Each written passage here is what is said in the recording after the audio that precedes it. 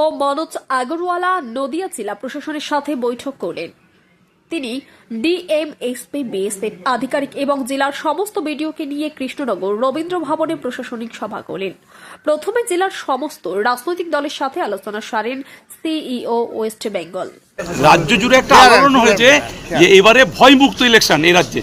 সেই ক্ষেত্রে আজকে যে আপনারা সবাইকে নিয়ে সভা করলেন, এখান থেকে কোনো কিছু কি উঠে এলো? না না, এমপি কিছু উঠে গেল না। ভয়মুক্ত ইলেকশন তো হবেই। ইলেকশন ওদের একটা রাইট আছে কি বিনা ভয় গিয়ে ভোট করবেন। কনস্টিটিউশন রাইট আছে একটা, প্রত্যেক যে এলিজিবল ভোটার রাইট আছে। ওরকম একটা ভোটার লিস্টে আসা পরে ফ্রি অ্যান্ড ফেয়ার ইলেকশন জন্য একটা পাবলিক রাইট আছে, ওটা ইলেকশন কমিশন এনশোর করবে প্রত্যেক মানুষ জন্য। আজকে এখান থেকে কি কোনো মানুষ কেউ কিছু বললেন, তাদের কোনো অভিযোগ বা তাদের কোনো কিছু এই সভা থেকে? অ্যাডমিনিস্ট্রেশন লোক ছিলেন। আচ্ছা, আমাদের অনেক আলোচনা হয়েছে গাইডলাইন্স নিয়ে, ল নিয়ে, রুল নিয়ে, কার কি ডিউটি আছে, কার কি আছে রেসপন্সিবিলিটি আছে, কার কি অ্যাকাউন্টেবিলিটি আছে, সব আমরা বললাম যেটা আছে। আমাদের খোলামেলা আলোচনা হলো।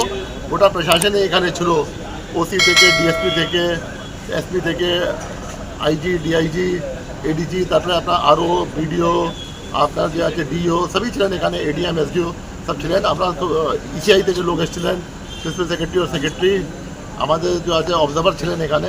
সব মিটিং হলো, আমাদের সুষ্ঠুভাবে মিটিং হলো। আর আমি আশা করি একদম ফ্রি ফেয়ার পিসফুল ইলেকশন হবে। যেখানে কোনো ঘটনা হবে খুবই প্রম্পট অ্যাকশন হবে। স্যার, আপনি কিছু পরামর্শ দিলেন আজকে? এখানে আমি তো পরামর্শ এটাই দিলাম যেটা আছে कि बेटर হবে প্রত্যেক লোক ডেপুটেশন আছে कि एज पर रूल কাজ করার জন্য। যদি কোনো গন্ডগোল কিছু হবে, অ্যাকাউন্টেবিলিটি ফিক্স হবে, strong action will be taken.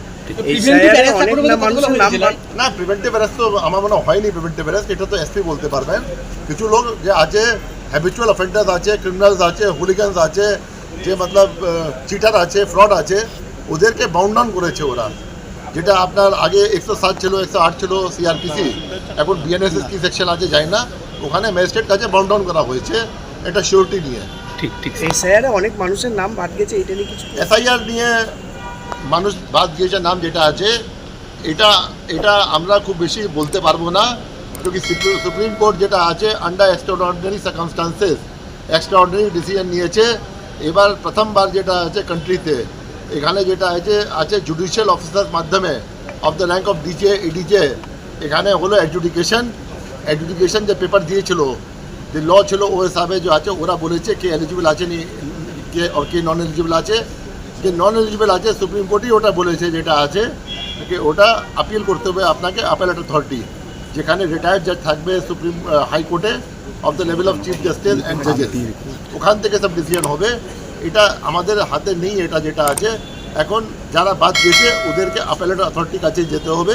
Appellate অথরিটিকে ওখানে ডিসিশন হবে কি ওরা এলিজিবল আছে কি নিয়ে আছে। শাসক দলের বারবার বলছে এটাকে পলিটিক্যাল ম্যান্ডেটটা কি আছে, এটা তো শাসক দল, আমি কিছু কমেন্ট করবো না। এটা সুপ্রিম কোর্ট ডিসিশন আছে, তো প্রকাশ্যে সবাই জানে সুপ্রিম কোর্ট অর্ডার আছে যেটা আছে।